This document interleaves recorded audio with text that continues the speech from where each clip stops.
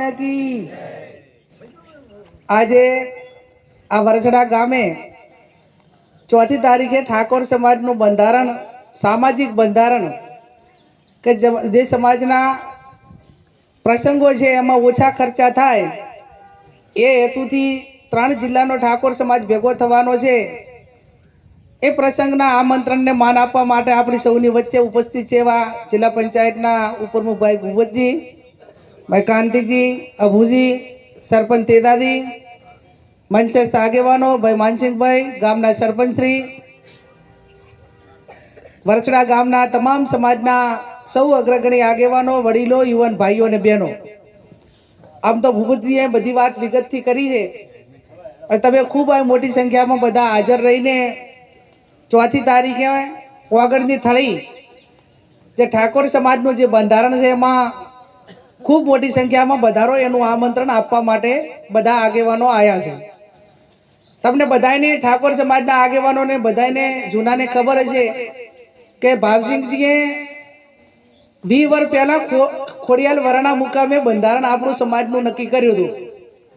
એ બંધારણ એ સમયે નવું ખાસા બધા વર્ષ ચાલ્યા, પણ પછી કોઈ એની મીટિંગો ના મળી, કોઈએ ભંગ કર્યો તો એને રોક્યો નહીં, એટલે જે હતું એનું પાછું શેળભેળ બધું થઈ ગયું અને શેળભેળ થયું તો ભલે પણ વધારે પડતું થઈ ગયું। પહેલા આજથી 25 વર્ષ પહેલા કોઈ તમારે પ્રસંગ કરવો હોય તો વધારે લાખ કે 1.5-2 લાખમાં થઈ જતો। જેમ કે એટલે 25-30 વર્ષ પહેલા કોઈ સોશિયલ મીડિયાનો જમાનો નહોતો, એટલે સોશિયલ મીડિયાનો જમાનો નહોતો એટલા માટે આ તમે વરાડામાં ગમે એવો પ્રસંગ કરો ને તો આ વરાડાને ખબર હોય કે આજુબાજુના 2-3 ગામોને ખબર હોય, પણ હવે તો કોઈ મંડપ બાંધે ને જમણવાર રાખે ને ડીજે વાળાને લાવે ને બધું ડેકોરેશન કરે, એટલે એના ફોટા છેક આપણા ભાગ બાંધતા હોય એટલા ઉધાઈ જતા રહે ને છેક વાવ તાલુકાના છેલ્લા ગામમાં જતા રહે। 1 કલાકમાં થાય કે ના થાય, એટલે હવે દેખાદેખી થઈ જઈએ। પહેલા આટલા પૂરતું સીમિત જ રહેતું, અહીં આજુ બારું જાય ને બીજાને કોઈ એકાબીજા વાદ લે નહીં, પણ હવે તો અહીં તમારે હાલવું અહીં બોલું નહીં, જો આનું લાઈવ પ્રસારણ કરો તો આખા ભારતમાં ઓલ વર્લ્ડની અંદર અત્યારે લાઈવ જતું રહે કે જ્ઞાનીબેન વરાડા અત્યારે બોલી રહ્યા છે। એટલે જેમ જમાનો આખો ટેકનોલોજીનો યુગ આવ્યો, જમાનો બદલાનો, એમ હવે એને રોકવા માટે કરીને સમાજનું બંધારણ હવે પાછું નવું નક્કી કરવું પડે એવું પરિસ્થિતિ આવી છે। અને હવે સમાજ એ 3 ભાગમાં છે। 3 ભાગમાં કઈ રીતે છે કે 10% લોકો એવા છે સમાજમાં કે સુખી સંપન્ન છે અને ગમે એવો પ્રસંગ કરે તો એ વ્યક્તિગત રીતે આર્થિક સદ્ધર હોવાથી ખર્ચો ખબી કે એમ છે। કેટલા? 10%। 50% લોકો એવા છે જે મધ્યમ વર્ગ કે એને ઓલા સુખી સંપન્ન કરે છે, એટલે એના હરખામણીમાં ટકી રહેવા માટે કરીને નાની મોટી મિલકત વેચીને દેવું કરીને કે દેખાદેખી કરીને મધ્યમ વર્ગને એના ભેગું હેડવું પડે છે। ત્રીજો 40% વર્ગ એવો છે કે જે લેબર વર્ગ કે જેને જમીન નથી, કોઈકનો ભાગ બાંધે છે, મજૂરી કરે છે અને નાના મોટા ધંધા રોજગારમાં કરીને પોતાનું ગુજરાન ચલાવે છે। આ લોકોને સૌથી મોટી મુશ્કેલી છે, ભાગ બાંધે તો ઉપાડ લેવો પડે, ઘણો ઉપાડ ના હાલે તો વ્યાજ લેવા પડે, અને વ્યાજ ના લેવા પડે તો ગમે એમ કરીને ઉસી પાદીનું હગાવાલાનું ગમે એમ કરીને એને પોતાને પ્રસંગ કરવો પડે। હવે અત્યારે હાલ આપણું જે બંધારણ છે એ તમે ઓછામાં ઓછું ખાલી નોર્મલ કરો ને તો 5 કે 10 લાખ રૂપિયા થાય। હવે 10 લાખ રૂપિયાનો એક પ્રસંગ નાના માણાને જે મજૂરી કરતો હોય માણસ એ 10 વાર ભાગ બાંધે ને તો એક પ્રસંગનો ઉપાડ પૂરો કરી કે નહીં। તમારે ખેતીમાં ભાજીયાને ચોથા ભાગે વર્ષે તમારે 2 લાખ વધે, કદાચ 10 લાખનું પકવો હતો, પણ એ 2 લાખમાં 12 મહિના લાખ રૂપિયા તો ખાવામાં ગયા હોય, એના ઉપાડમાં એમાં લાખ રૂપિયા કદાચ તમે માંડ વધાર્યા હોય। હવે 10 લાખનો ખાડો રહ્યો 10 વાર થાય કે ના થાય, અને 10 વાર થાય એટલે 2-3 છોકરા હોય તો આખી જિંદગી ભાગ બાંધીને તૂટી જાય, આ લગ્ન કરવામાં એમ જ જિંદગી જાય। અને એમાંથી આ બધામાંથી બહાર નીકળવા માટે કરીને સમાજે જે પૈસાવાળો, મધ્યમ વર્ગ અને ગરીબ આ ત્રણેયની એક સૂત્રતા આવે, કોઈ ઊંચું નહીં, કોઈ નીચું નહીં, આવું, અને બધાનો જ પ્રસંગ એ સાદગીપૂર્ણ થાય એના માટે કરીને આ સમાજનું બંધારણ આપણે તૈયાર કર્યું છે।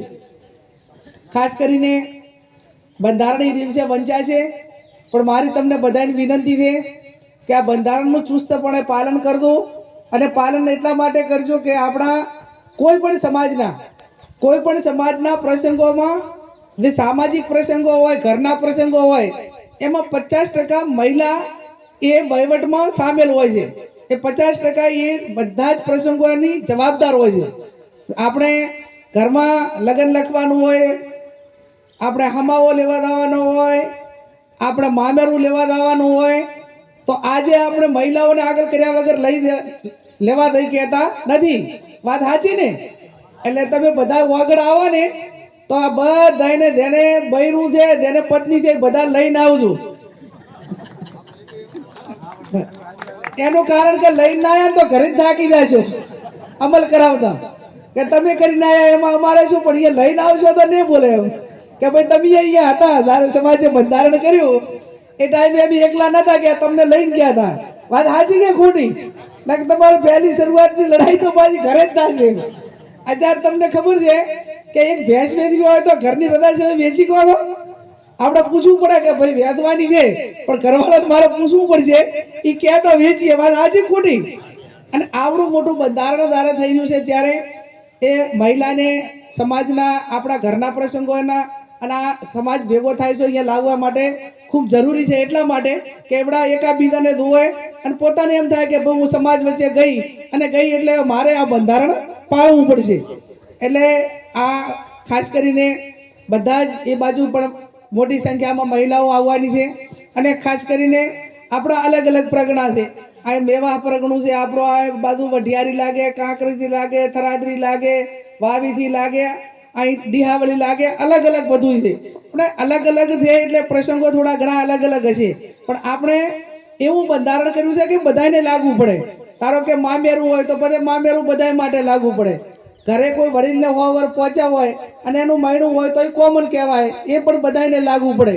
ધારો કે દાગીના છે દાનમાં લઈ આપણે પડલામાં, તો એ પણ એક કોમન આવે.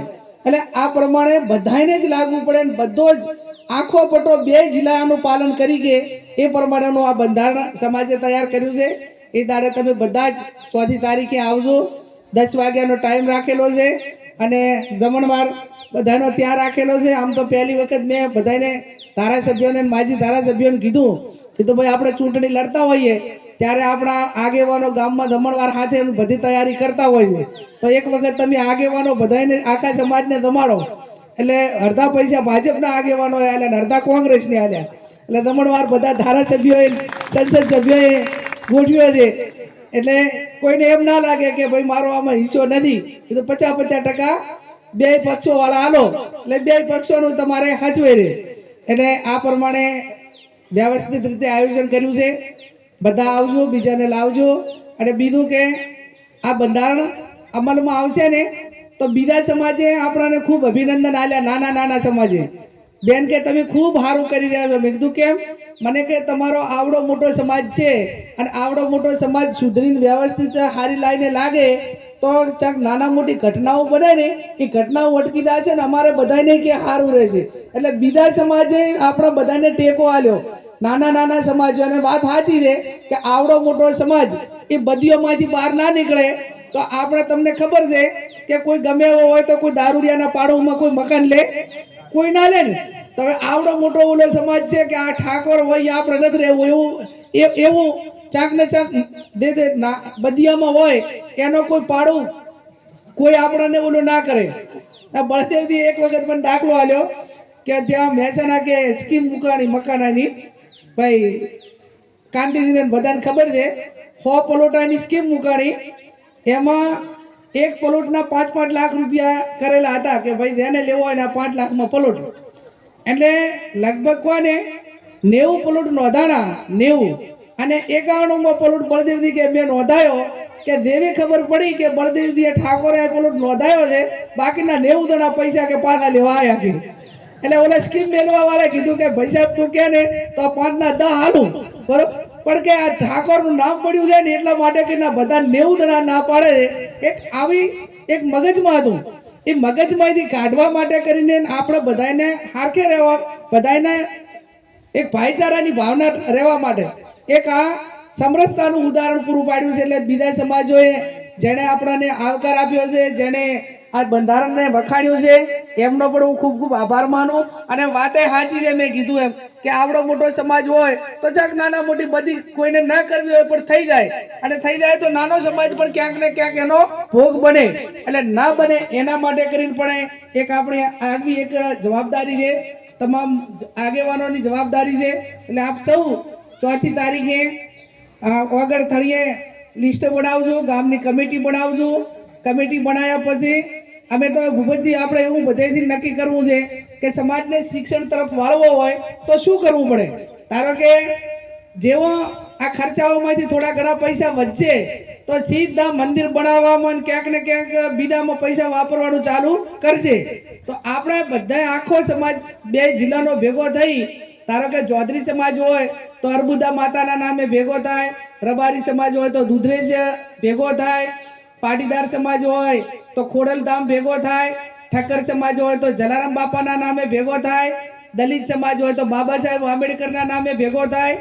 આવડો મોટો ઠાકોર સમાજ આખા ગુજરાતમાં હોવા છતાં હજી કોના નામે ભેગો થાય ને એ નક્કી નથી. એટલે આપણે 2 જિલ્લાનું સદારામ ધામ બનાવવા અને દર વર્ષે આ બંધારણની ઉજવણી એ સદારામ બાપુના નામે 2 જિલ્લાની જ્યાં જગ્યા નક્કી કરા ત્યાં કરીએ.